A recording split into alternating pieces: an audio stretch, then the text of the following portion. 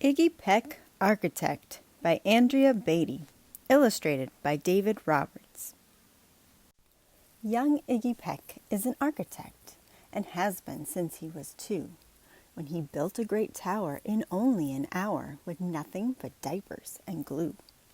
"Good gracious, Ignatius," his mother exclaimed. "That's the coolest thing I've ever seen." But her smile faded fast as a light wind blew past, and she realized those diapers weren't clean. "Ignatius, my son, what on earth have you done? That's disgusting and nasty. It stinks." But Iggy was gone. He was out on the lawn, using dirt clods to build a great sphinx. When Iggy was 3, his parents could see his unusual passion would stay. He built churches and chapels from peaches and apples, and temples from modeling clay. Dear Ig had it made until 2nd grade, when his teacher was Miss Lila Greer. On the very first day, she had this to say: "We do not talk of buildings in here. Gothic or Romanesque, I couldn't care less about buildings ancient or new." She said in her lecture about architecture that it had no place in grade 2. That might seem severe, but she was sincere. For when she was no more than 7, she'd had a great fright at a dizzying height in a building so tall it scraped heaven. On an architect's tour of the 95th floor, young Lila got lost from the group. She was found 2 days later in a stuck elevator, eating cheese with a French circus troupe. After that day, it's quite safe to say, she thought all building lovers were nuts. As a teacher, she taught that above all, one ought to avoid them, no ifs, ands, or buts. As you might guess, it would cause Iggy stress to hear such terrible talk. But he didn't hear. He sat in the rear while building a castle of chalk. "You, Iggy Peck, your desk is a wreck. Tear down that castle right now. You will not build in here, is that perfectly clear? Do you need to see Principal Howe?" "No, ma'am," Iggy said.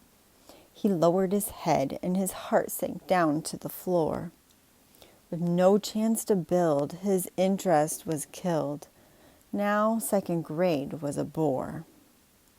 After 12 long days that passed in a haze of reading, writing, and arithmetic, Miss Greer took the class to Blue River Pass for a hike and an old-fashioned picnic. They crossed an old trestle to a small island nestled in the heart of a burbling stream. But they no sooner passed than the footbridge collapsed and Miss Lila Greer started to scream. "We're trapped here! Oh my! Alas, kids, goodbye!" Her eyeballs rolled back in her head. She dropped to the ground with a vague groaning sound, luckily fainted, not dead. The class was amazed. They stood there quite dazed, uncertain of what they should do. But one bright young man was off hatching a plan, which started with Miss Lila's shoe. Soon each lad and lass there at Blue River Pass was working together as one. And when she came to, Miss Lila Greer knew that something quite brave had been done. She looked in the air and saw hanging there a structure with cables and braces. And on the far side, beaming with pride, were 17 smiling young faces.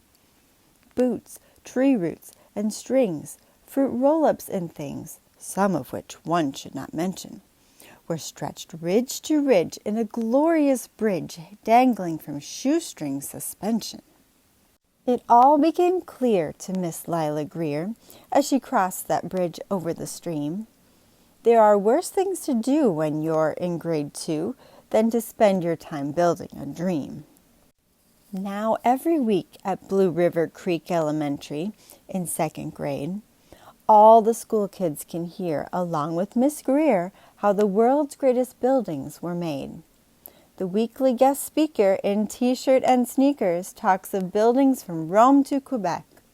Of course he's the guy who builds towers from pie, that brilliant young man Iggy Peck.